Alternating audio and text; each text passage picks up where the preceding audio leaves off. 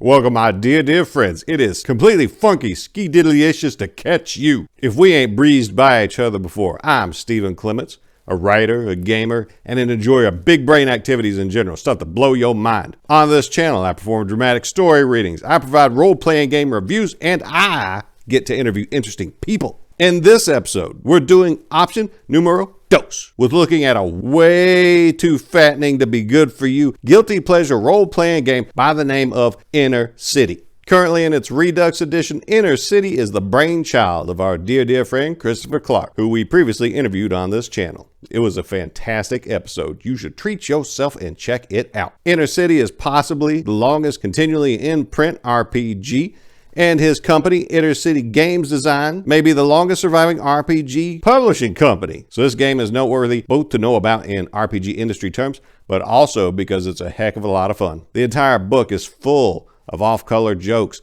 horrifyingly violent samples explaining the rules, and a dang good game. It's hilarious. It's worth reading, even if you never even play the game. Now, if you have delicate sensibilities, are easily offended, like to take offense on behalf of other people who didn't ask you to, can't laugh at a racist joke, don't understand the appeal of Mel Brooks, fix that about yourself, then come on back for a good time. If you already enjoy having a good time, then you're in the right place. Let's start with how the book sells itself. Ever think of committing a crime like Grand Theft Auto? Perhaps you would simply like a bit more vice in your city. Or maybe you're the one destined to clean up this stinking town. You can now play all these roles from the safety of your living room. Inner City Redux is a fast-paced roller coaster ride filled with violence and action. It is a lighthearted satire of the popular law enforcement dramas of the television programs and movies prominent in media 40 years ago. Oh lordy, 40 years ago. Characters play the roles of either crook or citizens, law enforcement, as they battle their way through the most crime-infested city you can possibly imagine. A full set of polyhedral dice as well as a set of percentile dice are required for playing this game, but are not included. Caution! Inner City Redux is violent and contains mature themes including prostitution, drug use, and smoking. It may not be suitable for all players. And also, the very first paragraph in the book adds, Inner City is a role-playing game set in the world of melodramatic law enforcement-themed television programs of the late 60s, the entire 70s, and the early 80s. These shows were action-packed, had plentiful scenes of urban violence and car chases, and bore little resemblance to actual reality. Cars never needed gas. No one really got hungry. It was okay to beat up suspects or witnesses, so long as they weren't completely upstanding citizens, and minor crimes were most often ignored in favor of catching the bigger fish. The upshot is this. Whether you play a crook or a crime fighter in this game, your role-playing life in Inner City centers around crime. This game wears its influences on its sleeves, from sci-fi to comic books to TV to film and more. Inner City takes inspiration from RoboCop, Shaft, Sledgehammer, Lethal Weapon, Batman, The Warriors, Cagney and Lacey, and any grimy, crime-riddled urban intellectual property you can think of. There's probably an homage to it in here.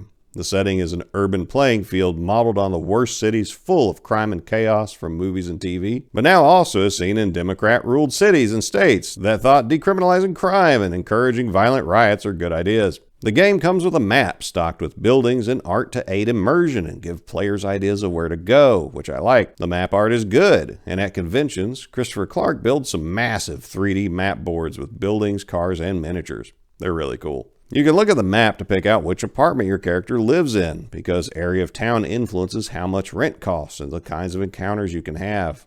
For beginning players, it's recommended that you pile the whole group into one apartment to split rent, and it doesn't matter how many player characters you stuff into one. While you are free to come up with your own maps and can set the game in any city that you want, it's nice that the game comes complete with its own generic setting and map that you can use to get you started. Though maybe one day there will be a rural trailer park expansion for this. Speaking of playing the game, if this is your first RPG, and heaven help you if it is, it can be taught in 5 minutes or less. I've seen it done, and it has been done to me. Chris Clark had to talk me down from overthinking it because the rules really are simple to understand and master. If you can play any edition of Dungeons & Dragons, you can play Inner City. And I find it most similar to D&D Basic Edition with a little bit of 3rd edition thrown in. If you can play any RPG at all, you can play Inner City. Taking a look at the character sheet, we have Defensive Classification, or DC, which substitutes for Armor Class. This is an ascending armor class system, so the higher the better. Attack rolls use D20s plus applicable modifiers, and different weapons use different damage dice. AV is your avoidance score, which is rolled as a percentile and takes the place of every saving throw you might have in another system. You want to roll under the percentage listed because that's your percentage chance to avoid something bad happening to you. You have name, character type, specialized career if you've made it that far, kind of like prestige classes, what armor you have, health points or HP, which is the same as hit points, a HP tracker, spots for you to circle if you're confused or intoxicated, a spot to add up the crimes you've committed, and a spot for a character portrait.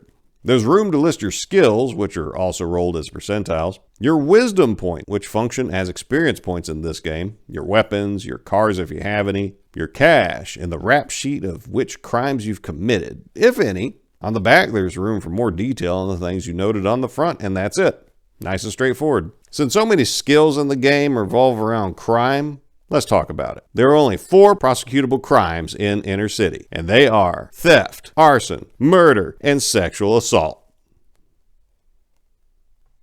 Why only 4, do you ask? Because the police force in Inner City is so corrupt, overworked, or apathetic that they just don't care about any others. Theft is straightforward, taking stuff that isn't yours from people alive enough to object. And that last part is critical because you can't steal from the dead because they can't press charges. The dollar value of the items you steal can net you a like amount of wisdom. So steal a $100 gold watch, you get 100 wisdom. Arson is when you set fire to something larger than a standard-sized basketball. The book says that because Americans will use any unit of measure besides the godless socialist metric system. Usually associated with burning down buildings, arson can lead to your list of murders going up because if you burn down a liquor store with 4 people in it, that's 1 count of arson and 4 of murder, which you also earn wisdom for. And to help illustrate this, allow me to read to you perhaps the most entertaining and alarming example I've seen in an RPG book. If you have taken a moment to study the game map, you've likely noticed that gas stations are not found anywhere within its confines. That is because Hollywood cars, like those found in police melodramas, never need gas. This lack can cause difficulty when attempting arson. Liquor stores hold the answer. All liquor stores sell only various brand names of 195 proof grain alcohol. This liquid makes for an excellent accelerant. Grain alcohol may be purchased at liquor stores for $6 per bottle. If used as an accelerant, this alcohol burns for $100 to $800 of damage to a building on the first turn it catches fire, and then $200 to $1,600 on the following turn before it burns out. As buildings are rated according to their value, the percentage of damage done in dollars when compared to the value of the building yields the degree to which a given building has been burned. To calculate the damage done to a building by any given fire, simply roll 3d8 and then multiply the result by the number of bottles of grain alcohol used as an accelerant. Let's try an example. Jenny the Dreamer decides to torch a high-rent apartment in order to gain the levels she needs to take over the city. She buys 30 bottles of grain alcohol at the liquor store and drives to the apartment building. Since it is a high-rent building, the doorman there is unwilling to allow Jenny to enter. She's simply not dressed for it. Thinking fast, Jenny explains that it's just a delivery for the fat cats on the 4th floor. The doorman nods his understanding and holds the door open for Jenny. Once within the elevator, Jenny dumps out several bottles of grain alcohol, soaking the cardboard boxes containing the unopened bottles and the elevator rug. She then presses the button for the basement floor and steps forth from the elevator, preventing the door from closing. Jenny calls the doorman over and pulls out her .45 automatic, ordering the man inside. The man does as he is told. This job isn't worth dying for. And as the elevator door closes, Jenny tosses a lit match into it while shooting into the cases of grain alcohol, breaking a half dozen more bottles. As the doorman cries for help, Jenny the Dreamer calmly exits the building. Thinking better of her initial plan, she returns to the entryway and chains the main doors to the apartment building's lobby shut with her spare truck chain. The apartment building Jenny has just torched has 6 apartments per floor and is 6 stories tall. The player controlling Jenny rolls 3d8 while the city master checks the building listing, discovering that its value is $144,000. The player rolls a 4, 5, and a 7, totaling 16. Jenny's 30 bottles of grain alcohol cause $48,000 worth of damage, or about a third of the building's value. As there are 36 apartments in the building, Jenny has also killed 12 random high-rent apartment building residents. As some of these random residents encompass groups, Jenny has just murdered a large number of people, all of which grant her the wisdom she needs to attain levels. As a consequence, she has likely also become automatically recognizable to every policeman she encounters on the streets. It might be time for Jenny to leave town. Wow. Just wow. Murder is when you kill someone you shouldn't have. And as in many RPGs, the difficulty of your enemy determines how many wisdom you get from it. Sexual assault is a fourth crime on our list, and it covers any time a character does anything of the sort that's unwelcome. Prostitution is legal in inner city, so that's not going to attract law enforcement attention. Tracking how many crimes you've committed is key in two ways. First, some character types get in trouble if they commit any crimes. And second, every crime committed adds 2% to the chance cops passing by will notice you're the guy on the wanted posters and attempt to make an arrest. If they succeed, you're going to jail, then to court, and your character might get incarcerated for so long that they're effectively out of the game. Or if the guy running the game's cool and you feel up to it, you might even try to jailbreak, but that's a whole adventure in and of itself. And that brings us to the two available character types that players can choose from, Crook and Civilian. The flavor, skill sets, and game experience will be night and day different because both survive and level up in very different ways. Civilians don't start off as the most exciting option, but boy can they get there. While they can earn wisdom in street encounters, the Civilian focuses on the grind of working a job to level up. Once they progressed far enough, only they can switch over to become a cop, FBI agent, or private investigator. Cops gain the ability to call for backup, make targets surrender, and take multiple actions. FBI agents, well, criminals in the real world, but hey, it's a game, can also call in backup, inspire fear, sending enemies scrambling, take evasive driving maneuvers, and shoot guns out of enemy hands. Private investigators can convince NPCs to work with them, which can be an incredibly powerful tool. Intimidate NPCs into doing what they say, and pull off crazy feats of luck because somewhere there's a camera following them and they're the star of their own TV show. Any of these civilian classes are immune to murder prosecutions if they did not shoot first, but if they commit any crime, they're kicked out of their class and become a crook. Life as a crook is exciting from the very first round. The secret ingredient to crook success is crime, committing lots of them and getting away with it. Their skills revolve around doing just that and include climb gutters, pick pockets, pick locks, which doubles as hotwire cars, deactivate alarms, fade into woodwork, and fleeing for their lives. At higher levels, only your simple street crook can become a hood, a criminal that's graduated to the field of organized crime. They've earned their way into a gang, and if they survive long enough and commit enough misdeeds, they may one day become the Godfather. Hood skills help the character commit crimes while staying out of jail. They learn how to bribe enemies into doing what they want, talk cops into looking the other way, cover up crimes they commit, and avoid unpleasant random encounters. Both civilians and crooks can become politicians and vigilantes. Politicians start as lawyers, can move up to city council, be appointed judge, become mayor, and eventually work their way up to President of the United States. Yes, I said that, President of the United States. And they can gain an incredible amount of skills, but to touch on a few, the ability to shake people down for money, which also earns wisdom. They can cry for help, and two NPCs jump to their defense. They can call out the National Guard. Yes, you can call out the friggin' National Guard in this game, and even make people who aren't criminals into crooks by framing them for crimes they didn't commit and making things previously legal into crimes, just like in real life. If the politician can become the most powerful character in a global sense, the vigilante can become the most individually powerful character. They can commit theft without repercussions, and they gain wisdom from donating acquired items to charity. They can legally murder if they were attacked first, and their skill fanaticism gives them fat bonuses to attack rolls in defensive classification. They can elude pursuers, gain cohorts, inspire fear, and call out an angry mob that destroys everything within 100 feet of the vigilante, sparing no buildings and nobody, even the rest of the vigilante's party. Only the vigilante will survive. It's probably the only surefire defense against the National Guard. Those are the roles that the players can pursue, but the game also needs a city master to actually run the thing. The city master serves the same role as dungeon master, game master, storyteller, or referee in other games, and the game can be as structured or freeform as they want. By default, gameplay relies heavily on random encounters to build the story as you go.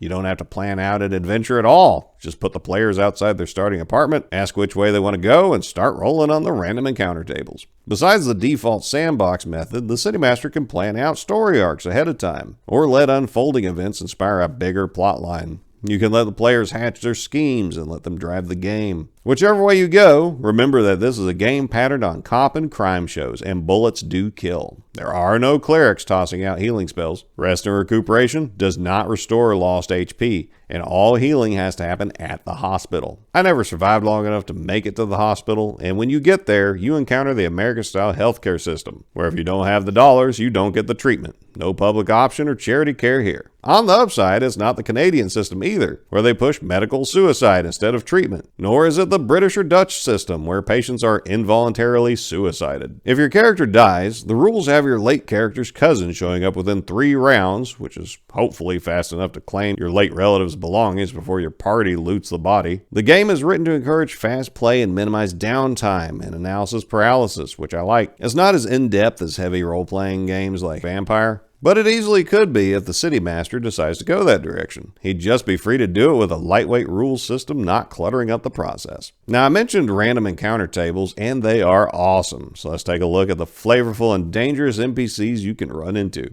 First, there is Abdul, your gateway to surviving in a world of crime. Well, you can buy weapons legally at some stores. Some stores won't sell to criminals, but Abdul will sell to and trade with anybody, no questions asked.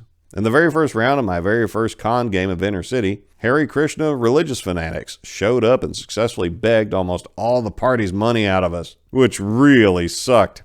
There's a stream of characters inspired by movies, TV, and comics, all with the serial numbers carefully filed off to make them fair game in a non-copyright friendly way.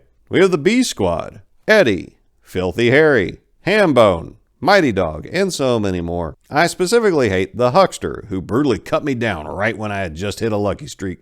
There's historic and generic characters, including Al Cap 1, Angel Face, the boss hooker in the city, and Killer Infant, who isn't a cute baby in a stroller at all, but a deranged midget using it as a con. You can shop at, rob, and shoot up a variety of stores, including banks, liquor stores, movie theaters, car dealers, burger tyrants, pool halls, mansions, restaurants, and more. If the long arm of the law is about to grab you, visiting the military recruiting office is one way to avoid arrest, as there's no punishment the legal system has for you worse than Uncle Sam will provide. Vehicle theft is an important part of the crook's rise to infamy for both the cash and wisdom you get from stealing and selling them. There are extensive charts and descriptions of the cars you find, and Chris Clark being a car guy really shines through. You've got lawn darts, land yachts, crotch rockets, armored trucks, police cars, etc. The fact that Chris is a gun lover makes the weapons charts easy to reference and fun to see what all I put in there. We get brass knuckles, perfect for smashing in car windows, .357 Magnums, Uzis, grenades, scopes, and more. Armor options range from simple fur coats, sport helmets, and garbage can lids to tailored Kevlar suits and SWAT equipment. There are rules for drug use, which has a lot of downsides, but can grant wisdom if you survive.